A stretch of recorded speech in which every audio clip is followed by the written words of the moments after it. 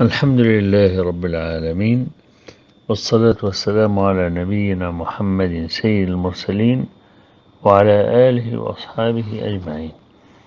أنا قليل المتابعة الذي يجري على السوشيال ميديا لضيق وقتي، ولكن أرسل لي بعض إخواني حلقتين للأخ صابر مشهور تعرض فيهما للحاكم النيسابوري رحمه الله ونسبه إلى الكذب ووضع الحديث، ونسبه أيضا إلى الرفض، وكل هذا لا يصح، وإنما أوتي الأستاذ من عدم تخصصه في علم الحديث. ولبيان ذلك أقول: الحاكم عالم سني معروف وفيه تشيع قليل، وليس رفضا بحمد الله تعالى، وأنا بحمد الله من أعلم الناس بالمستدرك، ولي عليه كتاب قديم تعقبته في أوهامه.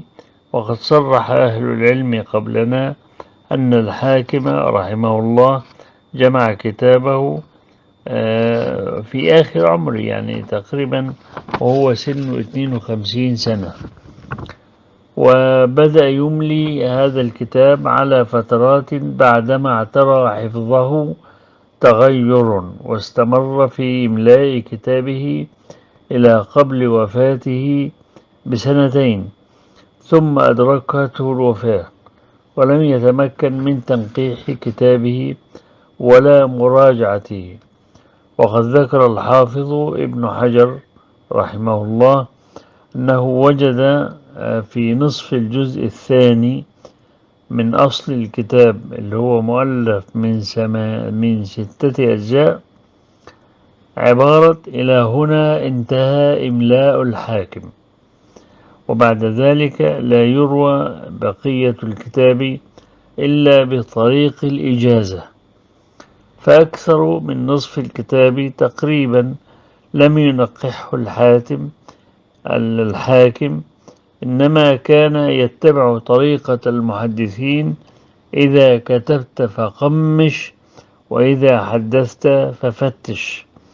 فجمع الكتاب أولا ثم بدأ يفتش ثانية. وقد استدل عليه أهل العلم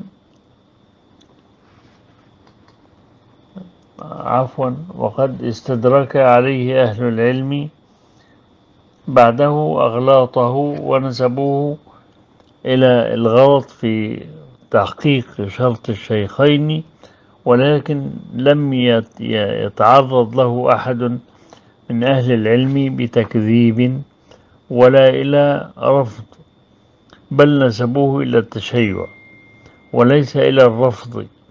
والفرق بينهما أن الرافضي هو الذي يسب أبا بكر وعمر، والمتشيع هو الذي يرى تقديم علي على عثمان مع توقير الشيخين. وقد كان هذا حال جماعة من أهل السنة. وليت الأخ صابر مشهور راجع علماء الحديث قبل أن يسجل كلامه هذا، فإنه من الغلط البين. وأسأل الله تبارك وتعالى أن يهديني للتي هي أقوم بالتي هي أحسن، وصلى الله وبارك على نبينا محمد، والحمد لله رب العالمين.